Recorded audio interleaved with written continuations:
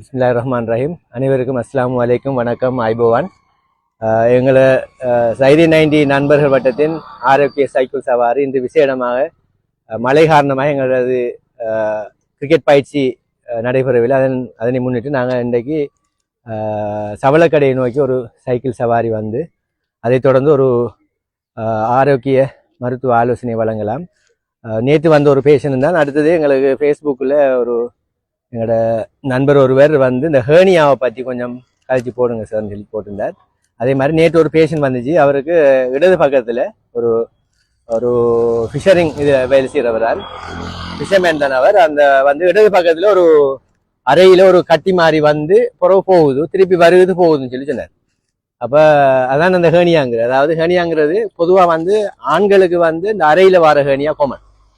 அதாவது இப்போ நாம் அந்த வெயிட்டுகள் தூக்குறது, அந்த அந்த முக்குற வேலைகள் கூட, அதால் என்ன நடக்கும் சொல்லிச்சுன்னா, அந்த அறையில் ரெண்டு சைட்லேயும் எங்கட அந்த விதை இறங்கின ஓட்டு ரெண்டு விதை வந்து கற்பம் அறிக்கிற காலத்தில், சின்ன வயசில் நாம் அந்த கற்பத்து காலத்தில் வந்து விதை வந்து வயிற்றுக்குள்ளான்னு இருக்கும். இருந்து டெலிவரிக்கு முதல்ல விபாகரிக்கிறதுக்கு கொஞ்சம் காலத்துக்கு முதல்ல தான் அந்த விதைப்பாய்க்குள்ள அது இறக்கப்படும். சரியானே?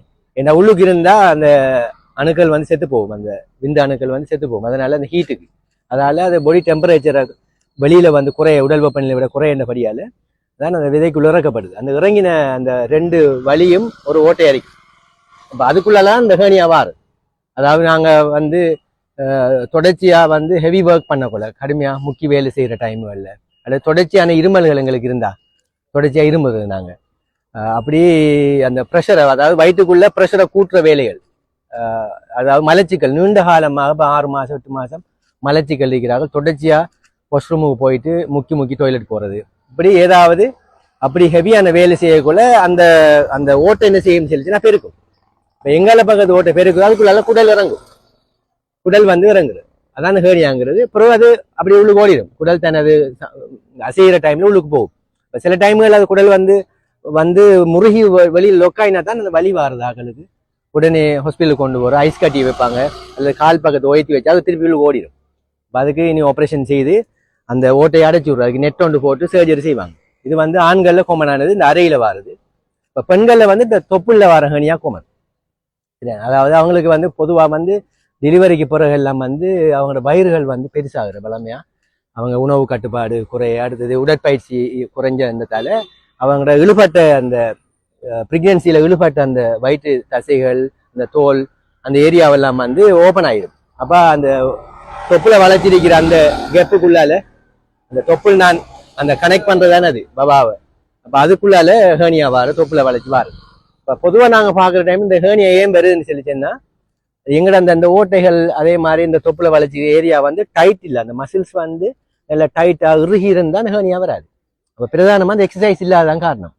சரி, இப்போ எக்ஸசைஸ் செய்து அந்த பொடி வந்து நல்லா டைட்டாக இறுகி அந்த அந்த அந்த சொல்கிற அந்த மாதிரி அந்த உள்ளுக்கு இருக்கிற அந்த இடவுகள், அந்த ஓட்டைகள் வந்து வளைச்சிருக்கிற டிஷ்யூ எல்லாம் வந்து நல்லா ஸ்ட்ராங்காக இருக்கும்னு சொல்லிச்சேன்னா அது விரியாது. நம்ம எவ்வளோ முக்கிய வேலையும் செய்யலாம். இப்போ சிலாக்களுக்கு அவங்க நல்லா ஹெவி ஒர்க் பண்ணி தூக்குற வேலை, பாரம் தூக்குற வேலை, ஆனால் அவங்களுக்கு ஹேர்னியா இல்லை.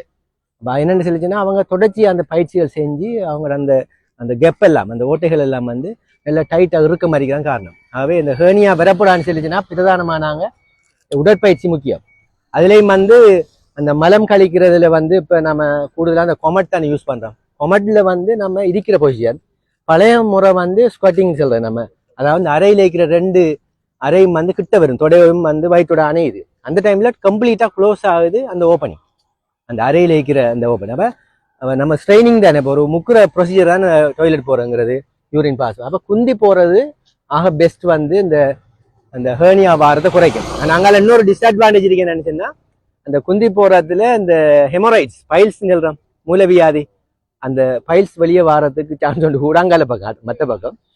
அடுத்தது அந்த ஹெவி ஒர்க்குகள் செய்யக்குள்ள நாங்கள் அது இருமல் வார டைம்களில் வந்து நாங்கள் கூடுதலாக வந்து கொஞ்சம் நாங்கள் மடிஞ்சு குனிஞ்சி இருமுறதுனெல்லாம் இந்த ஹேர்னியா வாரத்தை நாங்கள் தடுத்து கொள்ள இயலும்.